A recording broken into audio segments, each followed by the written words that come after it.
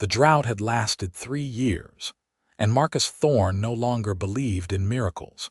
So when he found the woman collapsed near his dried-up creek bed on that scorching April morning in 1881, he figured she was just another soul the desert had claimed too soon. He dismounted from his horse, boots hitting the cracked earth with a dull thud that seemed to echo across the barren landscape of his ranch outside Willits, California.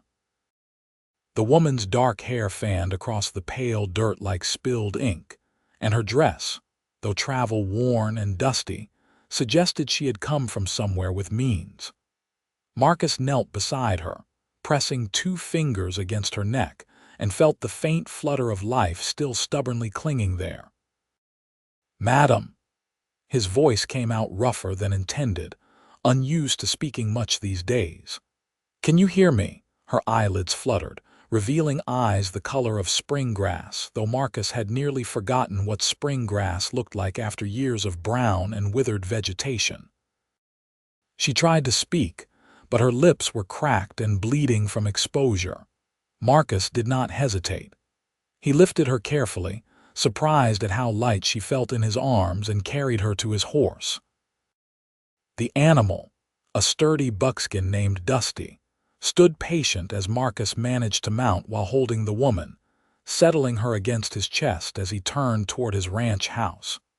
The ride back felt longer than usual, and he found himself checking repeatedly to make sure she was still breathing. Something about finding her out here troubled him beyond the usual concern for a fellow human being. Nobody traveled through this area on foot, not anymore. The drought had driven most folks away, turned the fertile valley into a wasteland where only the most stubborn remained.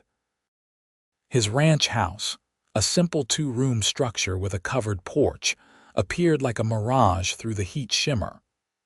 Marcus had built it himself 7 years ago when he was 21, full of dreams about the life he would create here. Those dreams had dried up along with the land. He carried the woman inside, laying her on his own bed since it was the only one in the house. The interior was sparse but clean, everything in its place because Marcus had learned that order helped fill the silence. He fetched water from his dwindling well, grateful he had at least managed to dig deep enough that it had not completely run dry yet. Carefully, he moistened a cloth and dabbed at her lips, letting small drops of water fall into her mouth. She swallowed reflexively, and he repeated the process, patient and methodical. Her breathing seemed to strengthen after several minutes, and some color returned to her cheeks. While she remained unconscious, Marcus stepped outside to tend to his horse and consider the situation. Taking in a stranger, especially a woman, would set tongues wagging in town. Not that he cared much about gossip, but a woman's reputation was more fragile, and he knew nothing about her circumstances. Still, he could not have left her there. That was not how his mother had raised him before she passed 5 years back. He was checking his meager vegetable garden, more out of habit than hope since nothing had truly thrived there in years, when he heard movement inside the house. Marcus hurried back, finding the woman sitting up in bed, looking around with wide, frightened eyes. "Easy now," he said from the doorway, keeping his distance so as not to alarm her further. "You are safe. I found you collapsed near my property. Do you remember what happened?" She pressed a hand to her forehead, wincing. When she spoke, her voice was hoarse but cultured, with an Eastern accent that confirmed his suspicion about her origins. "I was traveling with a wagon train. We were attacked 3 days ago. I ran and I got separated in the darkness. I have been walking ever since. Attacked by who? Bandits, I think. They wanted our supplies." Her eyes filled with tears that she rapidly blinked away. "There was so much shooting. I do not know who survived." Marcus felt a familiar tightness in his chest. The lawlessness out here had gotten worse as the drought pressed on, and desperation made criminals of formerly honest men. "What is your name?" "Victoria. Victoria Tanner." She met his eyes directly, and he saw steel beneath her obvious exhaustion. "And you are Marcus Thorne." "This is my ranch, or what is left of it." Victoria looked around the sparse room, then back at him. "You live here alone, just me and Dusty, my horse. My parents homesteaded this land, but they have both passed on now." He shifted his weight, uncomfortable with her scrutiny. "You hungry?" "I do not have much, but I can make some beans and cornbread." "That sounds wonderful, thank you." She started to stand, swayed, and Marcus moved quickly to steady her. The contact sent an unexpected jolt through him, and he released her perhaps too quickly. "You should rest more," he said, suddenly aware of how small the house felt with another person in it. "I have rested enough. If you do not mind, I would like to help with the meal. I need to do something besides lie there feeling useless." There was a determined set to her jaw that told Marcus arguing would be pointless. He nodded and led her to the main room where his stove sat cold. As he built up the fire and gathered ingredients, Victoria moved around the space with careful efficiency, seeming to assess everything without being obvious about it. "Where were you headed?" Marcus asked as he worked. "Sacramento, originally. I was supposed to meet my uncle there. He owns a mercantile and offered me a position after my father died last year." Her voice caught slightly on the last word. "I am sorry for your loss." "Thank you." She accepted the knife he handed her and began cutting the precious few vegetables he had managed to coax from his garden. "What about you? How long have you been fighting this drought?" 3 years now. "Used to have cattle, about 200 head. Lost most of them the first year when the creek dried up and the grass died.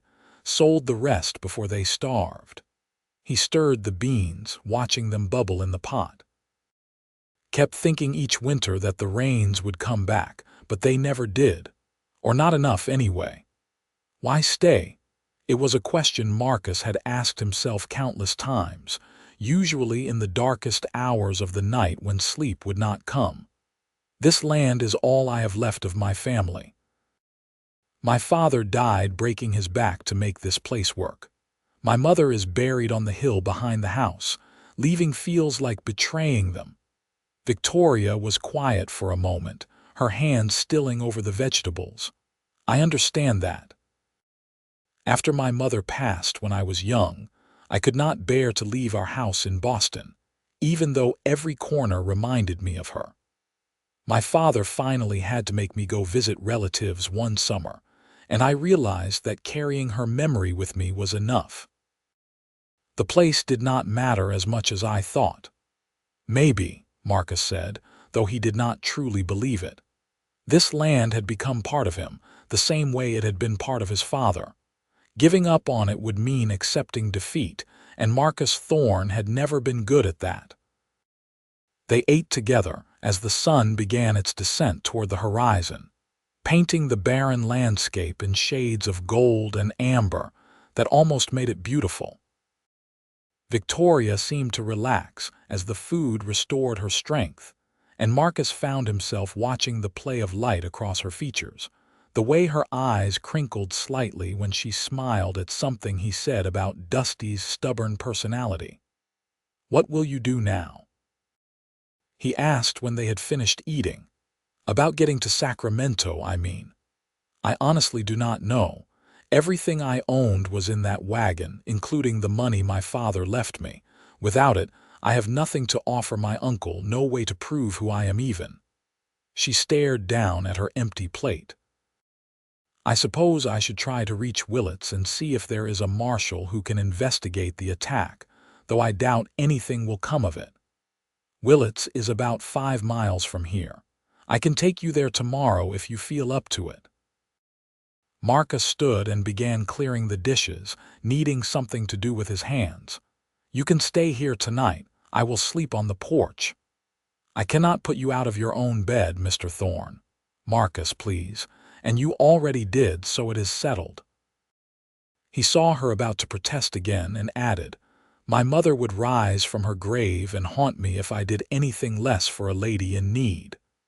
That earned him a small smile. "Very well, Marcus, and please call me Victoria." As darkness fell, Marcus made himself a bedroll on the porch and lay staring up at the stars, listening to the unfamiliar sounds of another person moving about in his house. He had grown so accustomed to solitude that Victoria's presence felt both intrusive and oddly comforting, like a memory of a life he had once imagined for himself. Sleep came fitfully, and he woke before dawn to find the world still wrapped in that peculiar gray light that precedes sunrise. Marcus went about his morning routine quietly, not wanting to wake Victoria, but when he returned from checking on Dusty and his remaining livestock, a scraggly collection of chickens and one ancient goat, he found her already up and making coffee. "I hope you do not mind," she said, gesturing to the pot on the stove. "I smelled the beans you keep by the grinder." "Not at all. That is the best thing I have smelled in months." It was true. Marcus had fallen out of the habit of making proper coffee, usually just chewing the beans when he needed the boost. They shared the coffee and some leftover cornbread from the night before, falling into an easy silence that surprised Marcus with its comfort.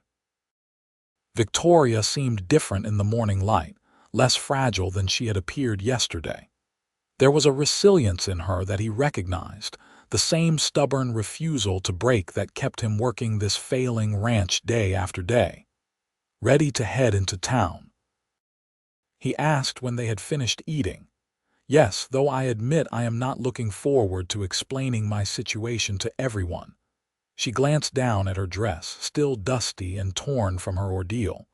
"I must look a sight. You look like someone who survived. That is nothing to be ashamed of." The ride to Willets was quiet, with Victoria seated behind Marcus on Dusty.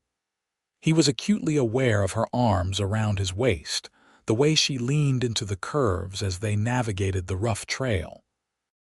The landscape rolled past in its monotonous brown and tan, broken occasionally by the skeletal remains of trees that had not survived the drought. Willets was a small town, barely more than a main street lined with weathered buildings that had seen better days. The drought had hit the community hard, and it showed in the empty storefronts and the listless way people moved about their business. Marcus tied Dusty to the rail outside the marshal's office and helped Victoria down. Marshal Davies was a grizzled man in his 50s who had been keeping the peace in Willets for as long as Marcus could remember. He listened to Victoria's story with a grave expression, occasionally scratching notes on a piece of paper. "I will send word to the other towns, see if anyone else from your wagon train turned up," he said when she had finished. "But I have to be honest with you, Miss Tanner. We do not have the resources to mount a search party, and even if we did, the chances of recovering your belongings after 3 days are slim." Victoria's face fell, but she nodded with composure. "I understand. Thank you for trying." Outside, Marcus watched her struggle to maintain her dignity as the reality of her situation sank in. She had no money, no possessions, and no way to reach Sacramento. He found himself speaking before he had fully thought it through. "You could stay at my ranch for a while. Just until you figure out your next steps." Victoria turned to him, surprise clear in her expression. "Marcus, I could not impose on you like that. You have already done so much." "It is not an imposition. Honestly, the company would be welcome. And I could use help around the place if you are willing to work. Nothing grows right anymore, but I have been thinking about trying some new techniques I read about. Having an extra pair of hands would make it possible." "You read about farming techniques." "I read about everything. Not much else to do in the evenings." He met her eyes, trying to convey his sincerity. "Look, I know it is not a proper arrangement and people will talk, but you are in a difficult position and I am offering what help I can. No strings, no expectations. Just 2 people trying to survive in a hard land." Victoria studied his face for a long moment, and Marcus had the uncomfortable feeling she could see right through him to all the loneliness and desperation he tried to hide. Finally, she nodded. "All right. But only temporarily, and I insist on earning my keep. Deal."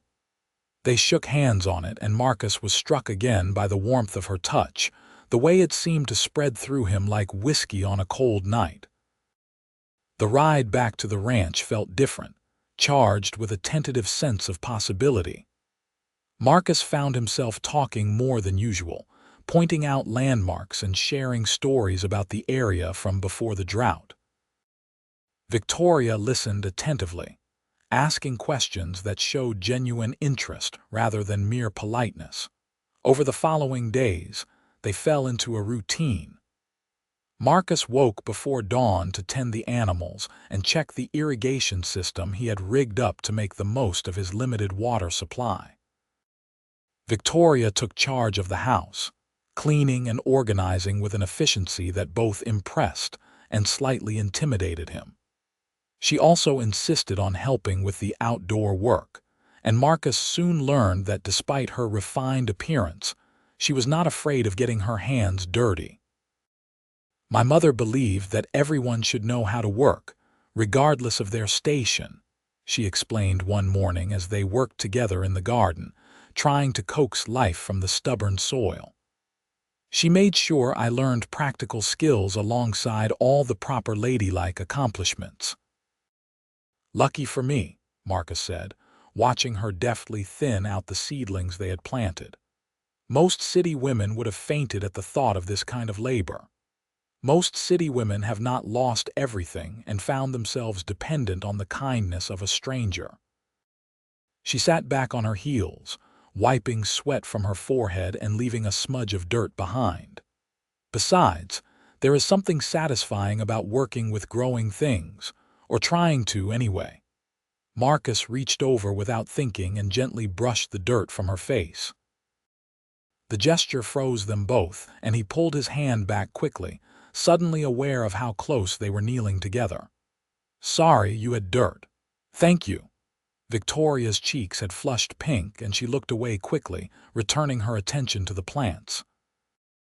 That evening, as they sat on the porch watching the sunset, Victoria broke the comfortable silence. "Tell me about your parents. What were they like?" Marcus leaned back against the post, considering how to distill two complex people into words. "My father was tough, determined. He came out here from Missouri with nothing but a wagon and a dream. Spent 15 years building this ranch from scratch. The drought would have killed him if the fever had not gotten him first." He paused, remembering. "My mother was softer but strong in her own way. She taught me to read, made sure I understood that working the land did not mean I had to give up on learning. She had been a schoolteacher back in Missouri." They sound wonderful. They were. They loved each other fiercely, even when times were hard, maybe especially then. Marcus glanced at Victoria, finding her watching him with those green eyes that seemed to see too much. "What about your father?" He was a professor of literature at Harvard. Brilliant, kind, but terribly impractical. After my mother died, he sort of drifted through life, always lost in his books and papers. I think he died of a broken heart as much as the pneumonia." Her voice wavered slightly. "They had that kind of love too, the kind that does not really survive the loss of the other person." "That must have been lonely for you." "It was. But it also taught me that love like that is real, not just something in the romantic novels he used to tease my mother for reading." She smiled at the memory. "I always hoped I would find that someday." Marcus felt something shift in his chest, a combination of hope and fear that he could not quite name. They sat in silence as the last light faded from the sky, and he found himself imagining what it might be like to have Victoria here permanently, to have someone to share the sunsets with every evening. The weeks that followed brought both progress and frustration. They experimented with different planting techniques, using mulch to retain moisture and trying hardier varieties of vegetables that Marcus had ordered from a seed catalog. Some experiments failed spectacularly, but others showed promise, tiny green shoots pushing through the earth like acts of defiance against the hostile environment. Victoria proved to be a quick learner and a tireless worker. She also brought a lightness to the ranch that Marcus had not realized was missing. She sang while she worked, old folk songs and hymns that her mother had taught her, and the sound of her voice made even the most tedious chores bearable. One particularly hot afternoon, they were working to repair a section of fence that had finally given up the ghost when Victoria suddenly stopped and pointed toward the eastern horizon. "Marcus, look." He followed her gaze and felt his heart leap. Dark clouds were building on the horizon, tall thunderheads that promised rain. They both stood frozen, almost afraid to hope, as the clouds grew closer and the wind picked up, carrying the smell of moisture. "Is it really going to rain?" Victoria's voice was barely a whisper. "Maybe." Marcus did not want to jinx it by being too optimistic. He had seen promising clouds dissipate too many times before. But these clouds did not dissipate. They rolled across the sky like a dark tide, and soon the first fat drops began to fall, spattering against the dried earth. Then the heavens opened, and it was raining in earnest, a proper downpour that sent Marcus and Victoria running for the porch, laughing like children. They stood under the overhang, watching the rain fall in sheets across the parched land. Victoria held her hand out, letting the water pool in her palm, and her face was alight with joy. Without thinking, Marcus pulled her into a hug, spinning her around as they both laughed at the sheer wonder of it. When he set her down, they were standing very close, both breathing hard from laughter and exertion. Water dripped from Victoria's hair, and her eyes sparkled as she looked up at him. The moment stretched between them, charged with possibility, and Marcus found himself leaning down, drawn by something stronger than common sense. Their lips met softly, tentatively, a question more than a statement. Victoria's hands came up to rest on his chest, and for a heartbeat, Marcus thought she would push him away. Instead, she leaned into the kiss, her fingers curling into the fabric of his wet shirt. When they finally broke apart, Marcus felt like the world had shifted on its axis. "I am sorry," he said automatically, though he was not sorry at all. "I should not have, do not apologize." Victoria's cheeks were flushed, but she met his eyes steadily. "I wanted you to." They stood staring at each other as the rain continued to fall around them, the sound of it drumming on the roof like applause. Marcus knew they needed to talk about what this meant, about the complications and the consequences. But for now, all he wanted was to stand here with Victoria and watch the rain heal his dying land. The storm lasted through the night and into the next morning, soaking the ground more thoroughly than it had been watered in 3 years. When it finally cleared, leaving the world washed clean and smelling of sage and wet earth, Marcus and Victoria walked the property together, marveling at the transformation. "It will take more than one storm," Marcus cautioned, even as hope bloomed in his chest for the first time in years. "But this is a start. Everything needs a start." Victoria slipped her hand into his, the gesture feeling natural despite its newness. They were standing by the dried creek bed, watching water trickle along its ancient course when Victoria spoke again. "I need to tell you something." Marcus felt a cold weight settle in his stomach. "All right. I have been thinking about Sacramento, about my uncle and the life I was supposed to have there." She turned to face him, still holding his hand.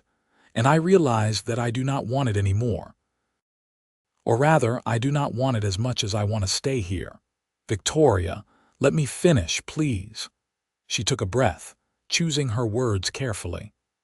I know we have only known each other a few weeks. I know that by all rights I should be scandalized by the impropriety of this whole situation. But I have never felt as alive as I do here, working beside you, watching you fight for this land with everything you have. You make me want to be brave." Marcus felt like he could not breathe properly. "What are you saying?"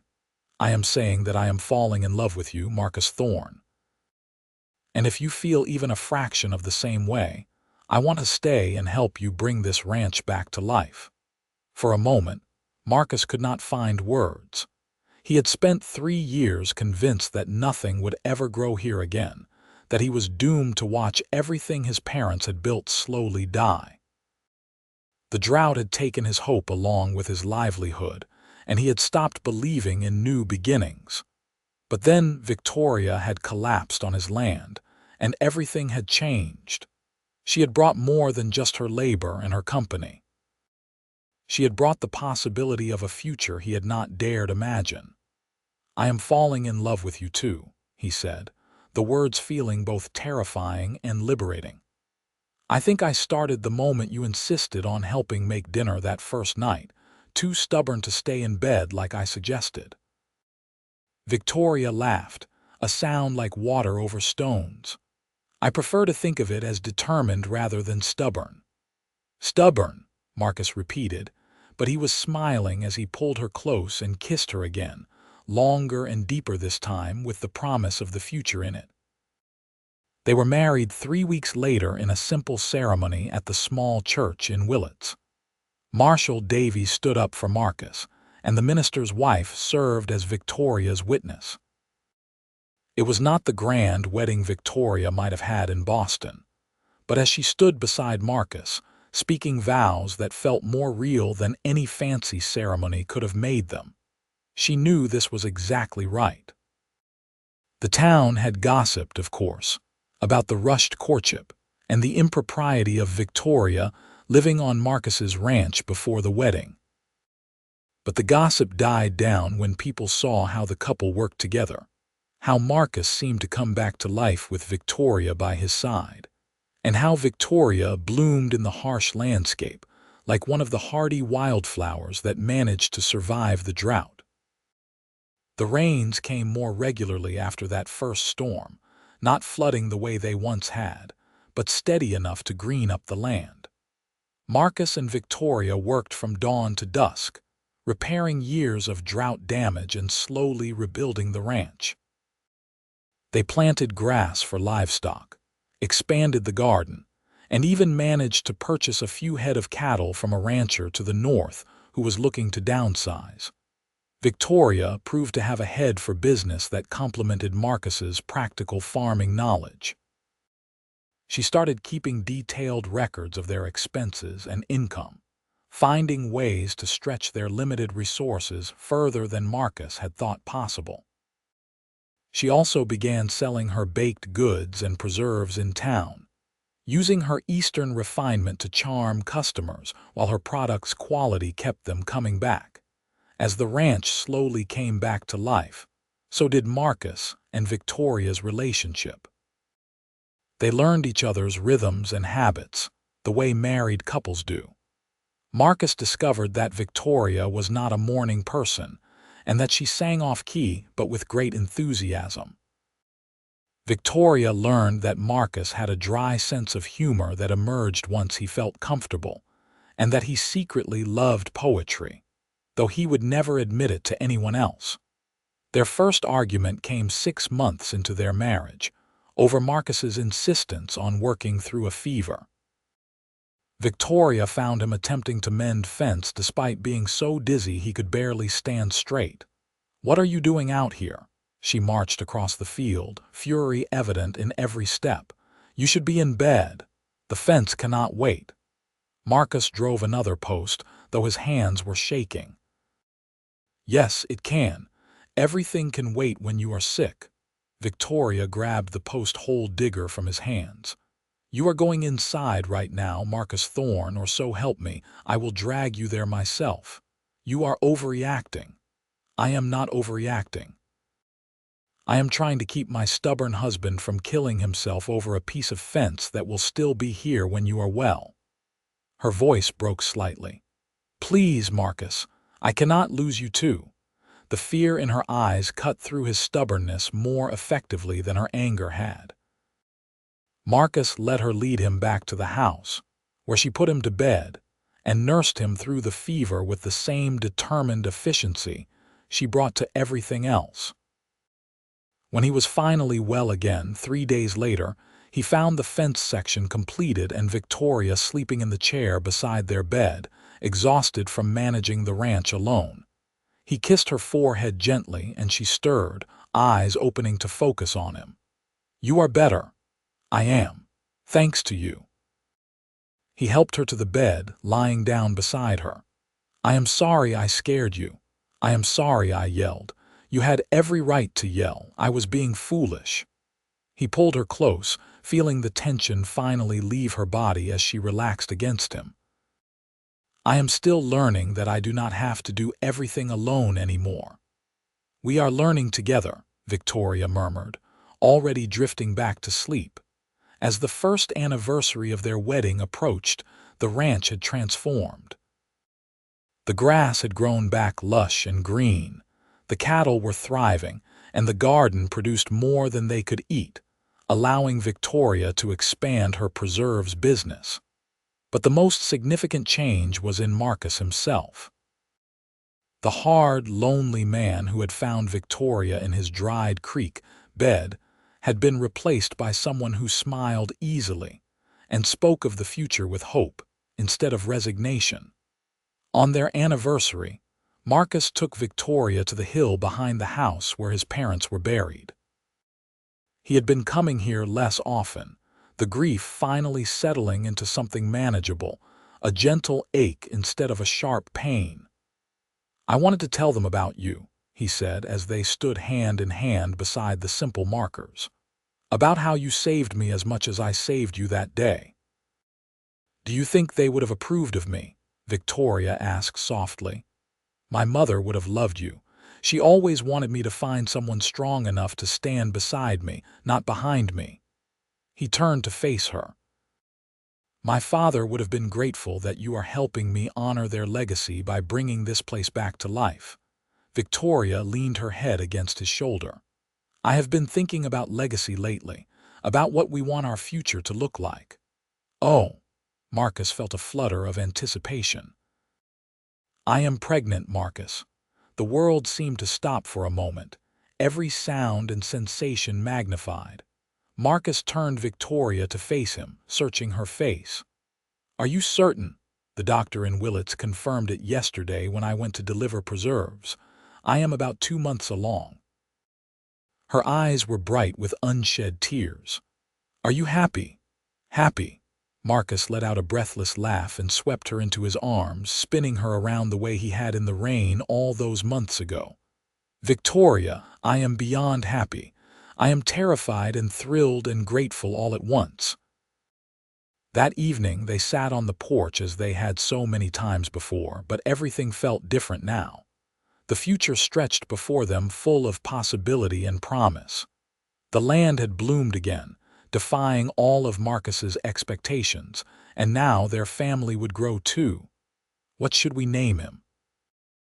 Marcus asked, his hand resting on Victoria's still flat stomach. "What makes you think it is a boy?" "Just a feeling, though I would be just as happy with a daughter." Victoria covered his hand with hers. "What about Michael? After your mother, Mary, but different enough to be his own person." "Michael Thorne." Marcus tried the name out, liking the way it sounded. "And if she is a girl, Rose, after my mother," Victoria smiled. "Though we could always wait and see who they are before we decide." Practical as always. They sat in comfortable silence as the sun set, painting the green hills in shades of gold and crimson. The drought had broken, the land had bloomed again, and now they would welcome a child into a world they had rebuilt together from dust and desperation. The pregnancy progressed smoothly, though Victoria's determination to continue working as usual sometimes worried Marcus. She insisted that women had been having babies while running farms since the beginning of time, and she was not about to treat her condition like an illness. Still, Marcus found himself hovering, ready to take over whenever she looked even slightly tired.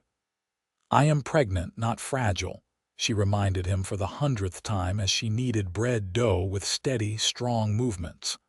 "The doctor said activity is good for me." "The doctor did not say you should be working yourself to exhaustion." "I am not exhausted. I am energized.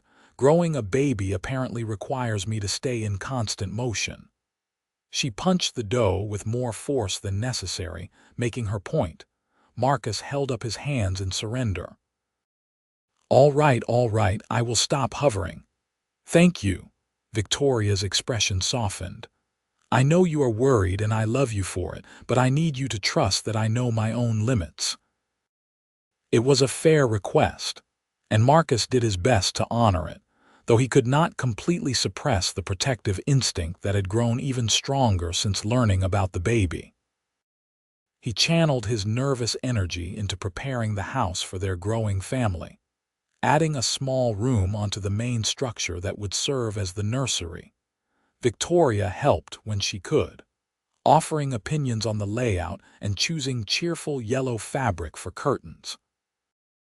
They worked together to sand and paint a cradle that had been Marcus's father's, then his own, now lovingly restored for the next generation. As Victoria's pregnancy became more visible, the women of Willits warmed to her in ways they had not before. They stopped by the ranch with gifts of baby clothes and advice, most of it contradictory but all well-meant. Mrs. Davies, the marshal's wife, became a particular friend, sharing stories of her own 4 children and offering practical guidance that Victoria gratefully accepted.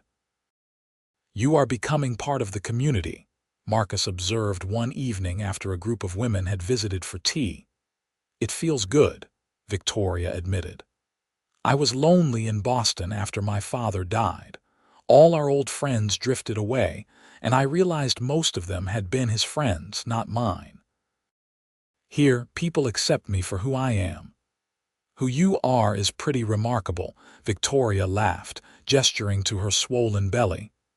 "I am pretty pregnant is what I am. I can barely see my feet anymore. Still remarkable." Marcus knelt before her, taking her feet in his hands and beginning to massage them gently. Victoria sighed with relief, leaning back in her chair. "You know, when I was lying in that creek bed, dying of thirst and certain I would not survive, I never imagined this could be my life," she said quietly. "I could not have dreamed something this good. Neither could I. I was so certain nothing would ever grow here again, that I was doomed to watch everything die." He looked up at her, still awed by the turn his life had taken. "Then you arrived and everything bloomed." "We bloomed together," Victoria corrected, always insisting on shared credit for their successes. Michael Marcus Thorne was born on a cool October evening in 1882, arriving after a labor that terrified Marcus and seemed to barely faze Victoria. Mrs. Davies served as midwife, calmly guiding both parents through the process with the ease of long experience. When Marcus first held his son, feeling the tiny weight of him and seeing those unfocused eyes try to make sense of the world, he understood in a new way what his father must have felt when he was born. This bone-deep need to protect, to provide, to make the world a better place for this small person who depended on him completely. "He has your eyes," Victoria said from the bed, exhausted but radiant. "And your stubborn chin," Marcus replied, making her laugh. Those first months of parenthood were a blur of sleepless nights and constant worry, but also moments of transcendent joy. Michael's first smile, the way he tracked movement with his eyes, the grip of his tiny fingers around Marcus's thumb, every milestone felt like a miracle. Victoria took to motherhood with the same determined grace she brought to everything else.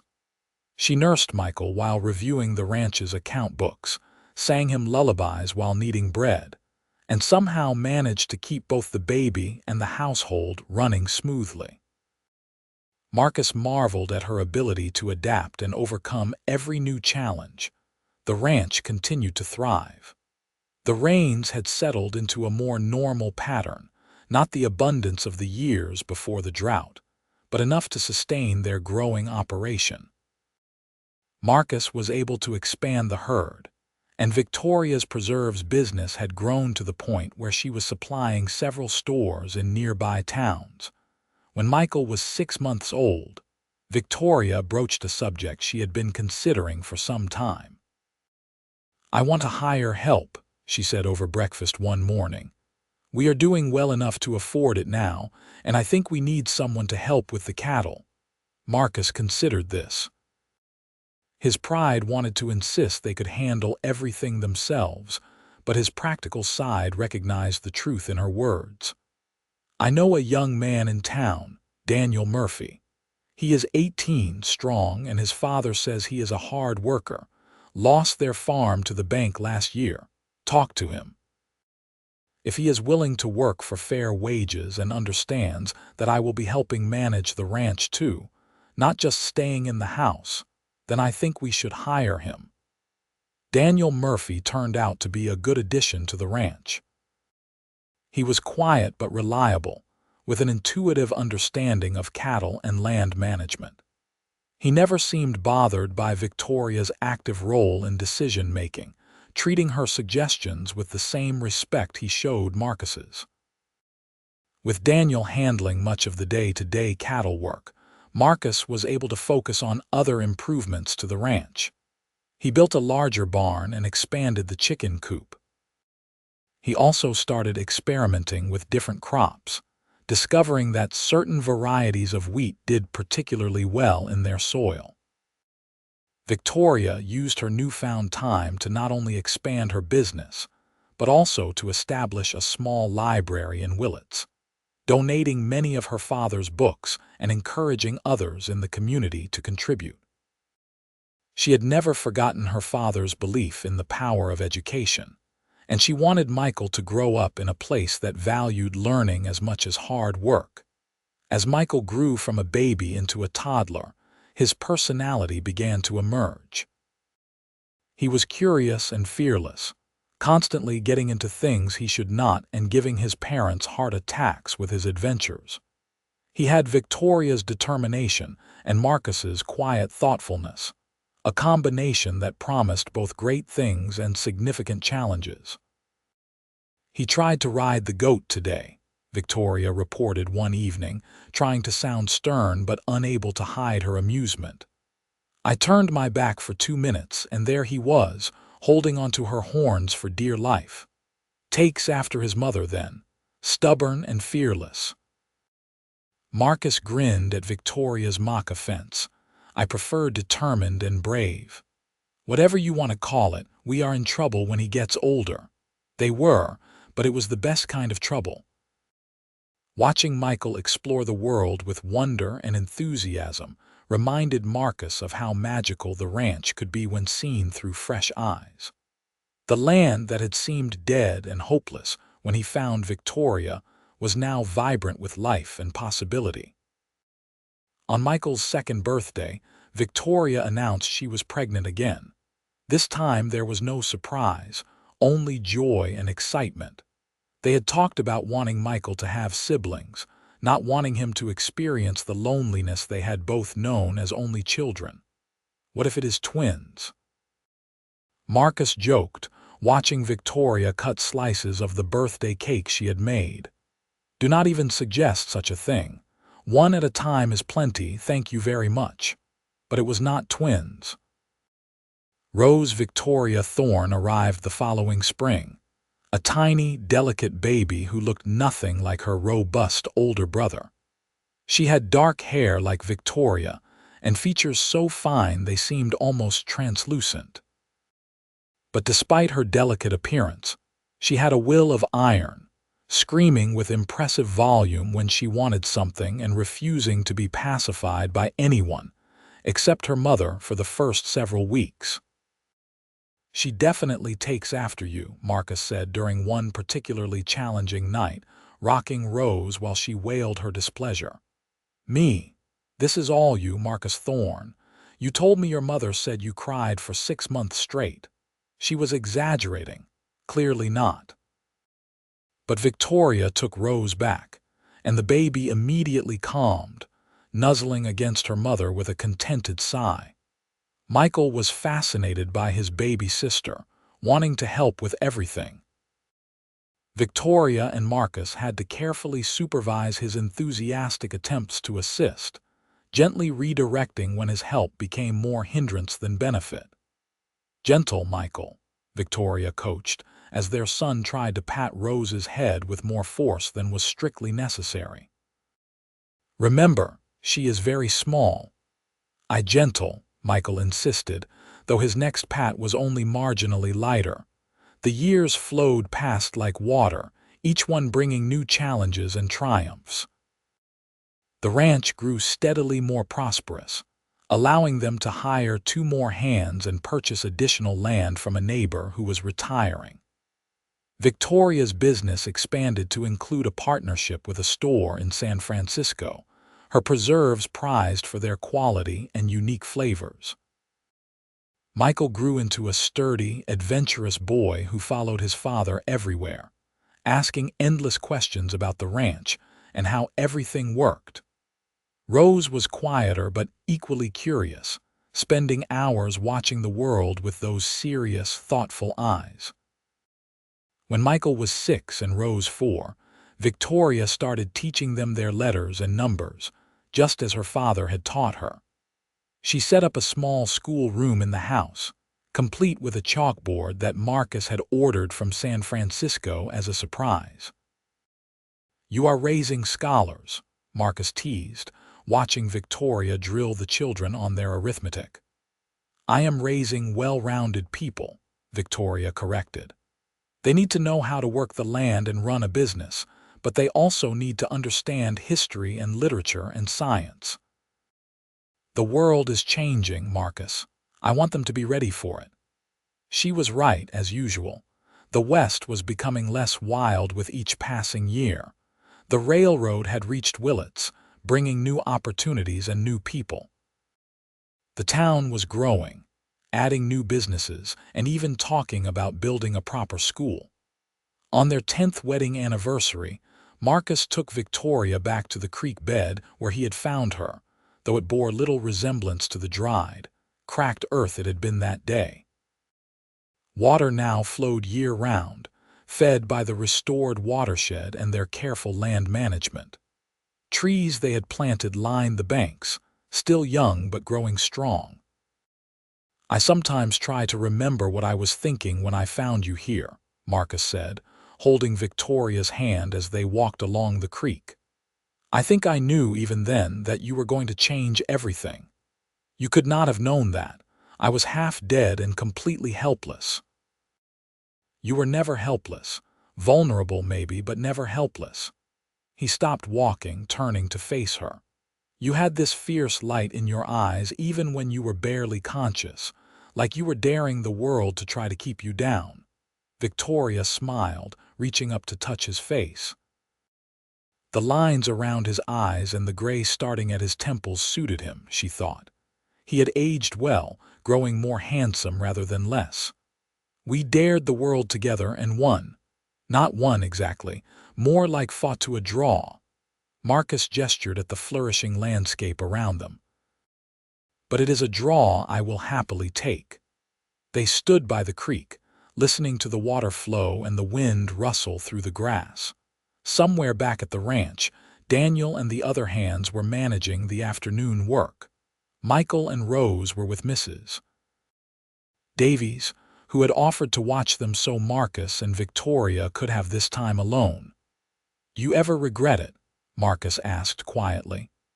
"Staying here instead of going to Sacramento, living the comfortable life your uncle would have given you?" Victoria did not even have to think about her answer. "Never. Not for a single moment. This life, this land, you and our children, this is everything I never knew I needed. Even when Rose kept you up all night crying for the first 3 months, even then, Victoria laughed. Well, maybe I had a few doubts during those nights, but they passed. They walked back to the ranch house as the sun began to set, painting the sky in brilliant shades of orange and purple. The house had grown over the years, additions made as the family expanded and prospered. It was no longer the simple 2-room structure where Victoria had first woken up, but it still felt like home, every corner filled with memories of their life together. The children came home full of stories about their day with Mrs. Davies, talking over each other in their excitement. Michael had helped the marshal fix a broken wagon wheel, and Rose had learned to make sugar cookies. They shared their adventures over dinner, a noisy, chaotic affair that Victoria and Marcus would not have traded for anything.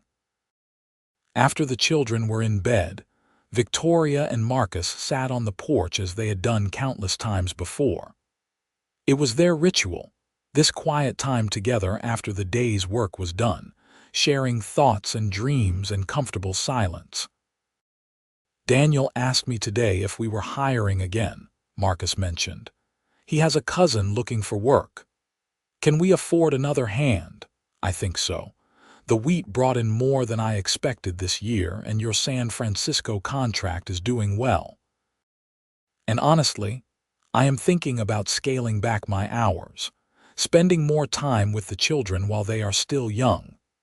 Victoria looked at him in surprise. For years, Marcus had worked himself to exhaustion, driven by memories of the drought and the fear that it could all disappear again. That he was now willing to step back spoke to how far he had come from the desperate, lonely man she had first met. I think that is a wonderful idea, she said softly. They are growing up so fast. Michael already thinks he is too old to hold my hand in town. He still needs us, even if he is starting to pretend otherwise.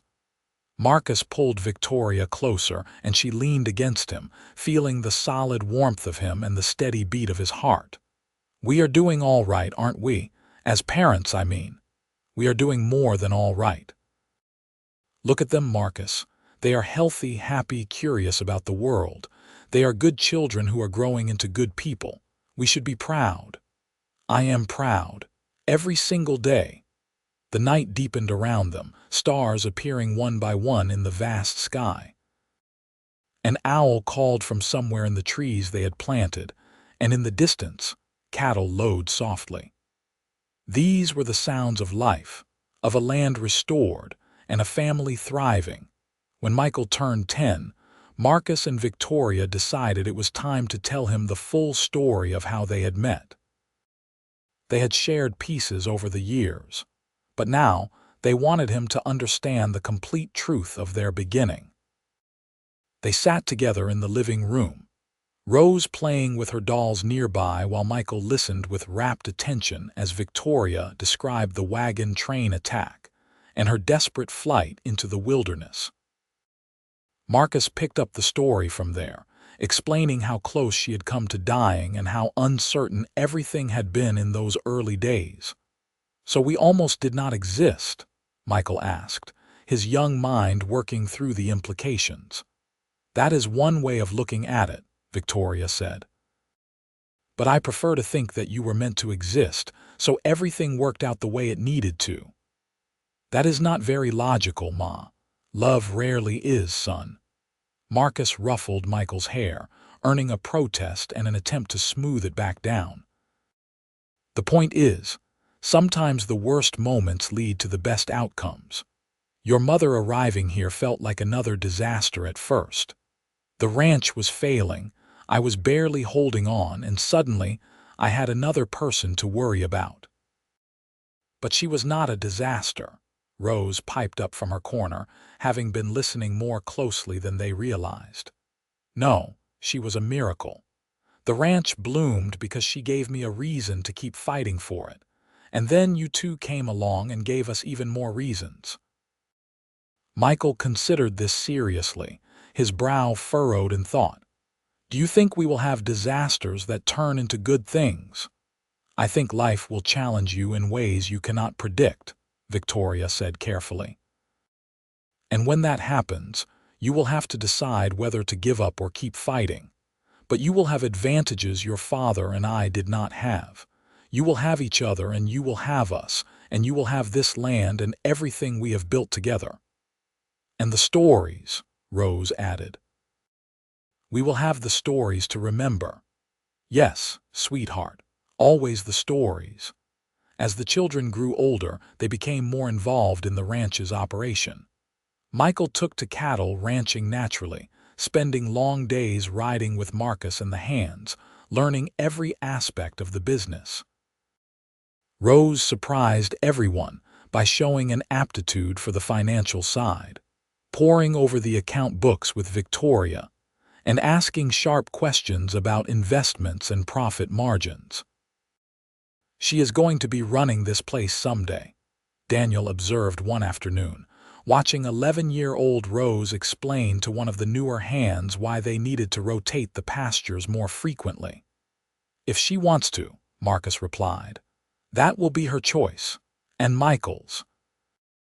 Victoria and I decided long ago that we would not force them into lives they did not choose.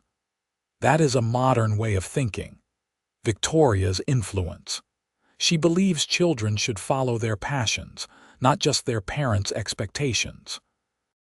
In truth, Marcus could not imagine the children wanting to be anywhere other than the ranch.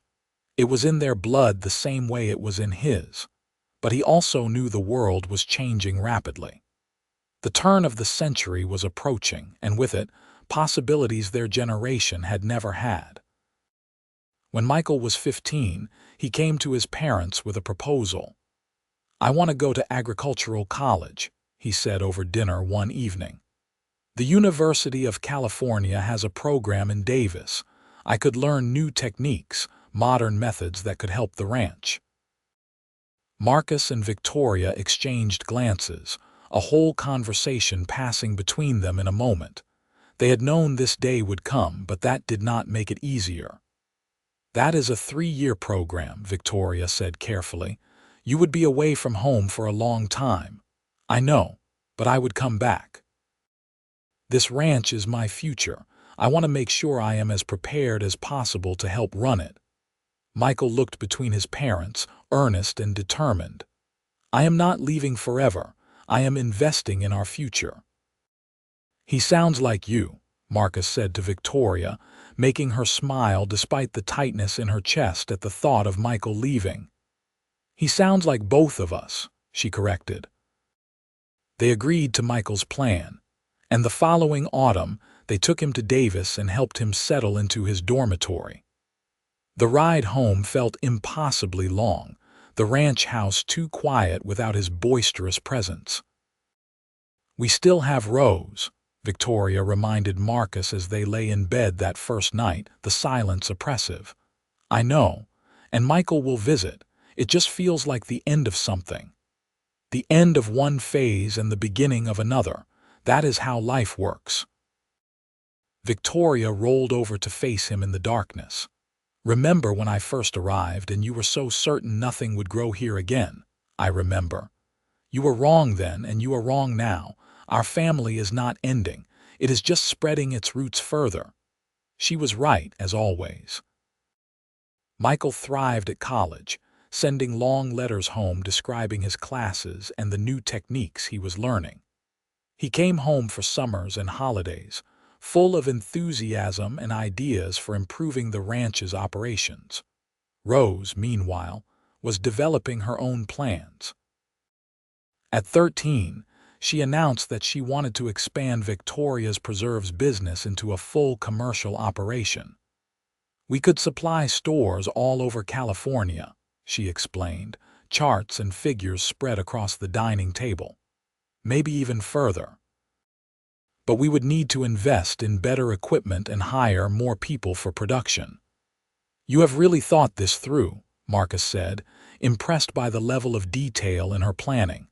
Of course I have. I do not suggest things without research. Rose looked so much like Victoria in that moment, chin raised in determination, eyes flashing with conviction. They helped Rose launch her expansion, which proved even more successful than her projections had predicted.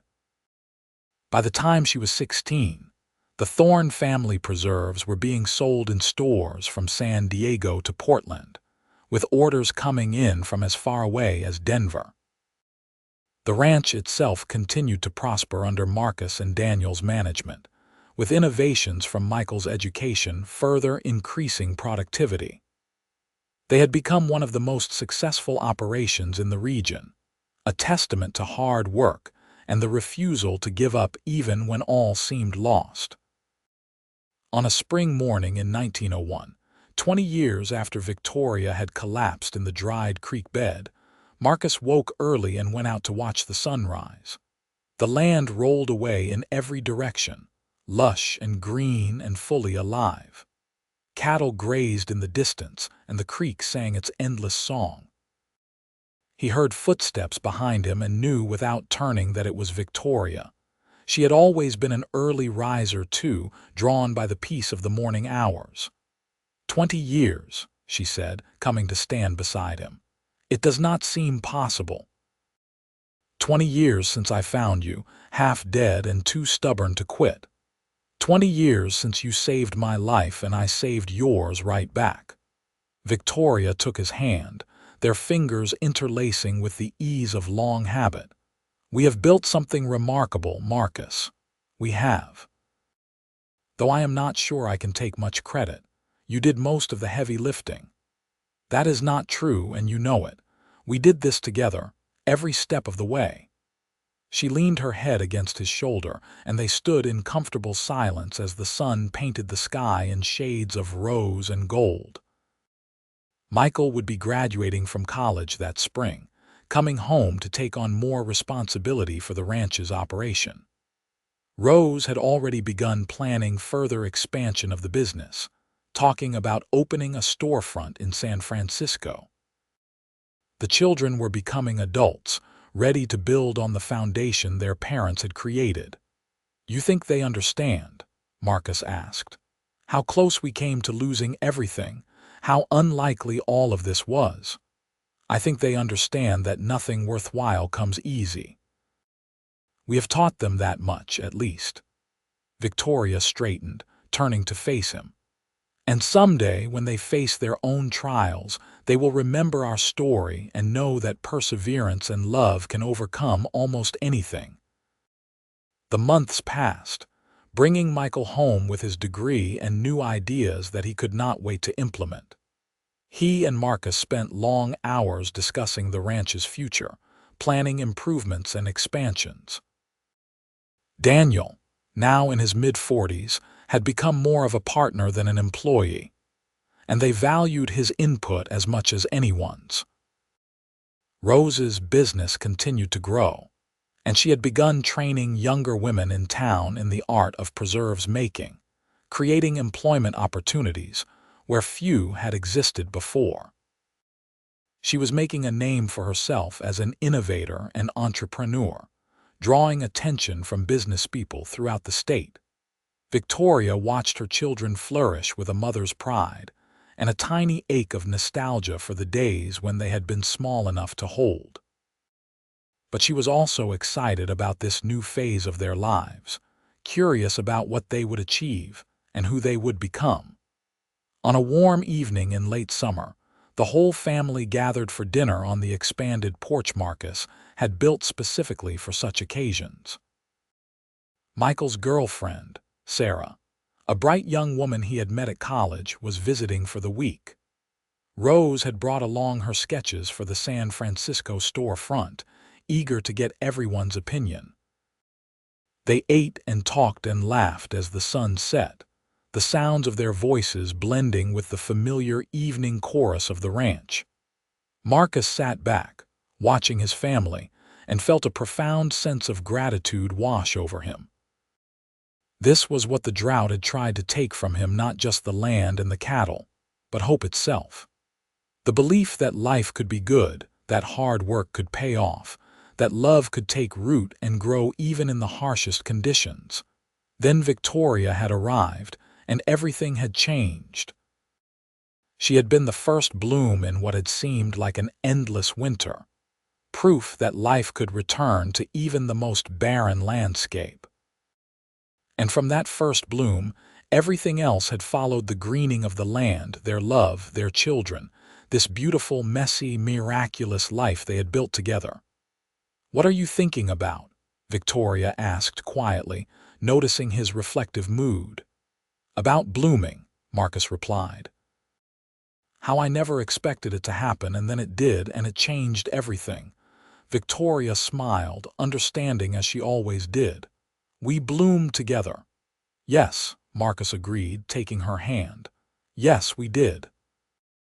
The evening deepened, stars appearing overhead, and the family continued their celebration, unaware that they were living the happy ending Marcus had stopped believing in all those years ago.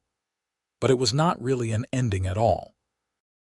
It was a continuation, a story still being written in the lives of two people who had found each other in the wilderness and decided to build something beautiful from dust and desperation. As Michael announced his intention to propose to Sarah, and Rose excitedly detailed her expansion plans, Marcus looked at Victoria and saw the same wonder in her eyes that he felt in his heart. They had been given an extraordinary gift, a second chance when both had lost hope. And they had made the most of it, turning a dying ranch into a thriving legacy, a chance encounter into a great love story, and the barren promise of a spring without blooming into a future more abundant than either had dared to imagine. The night wrapped around them, warm and full of promise, and in that moment, everything was exactly as it should be. The land was fertile, the family was together, and love had proven itself stronger than drought, stronger than despair, stronger than anything that had tried to break them. Marcus Thorne had expected spring without blooming, but blooming had happened in Victoria's presence, and it had never stopped.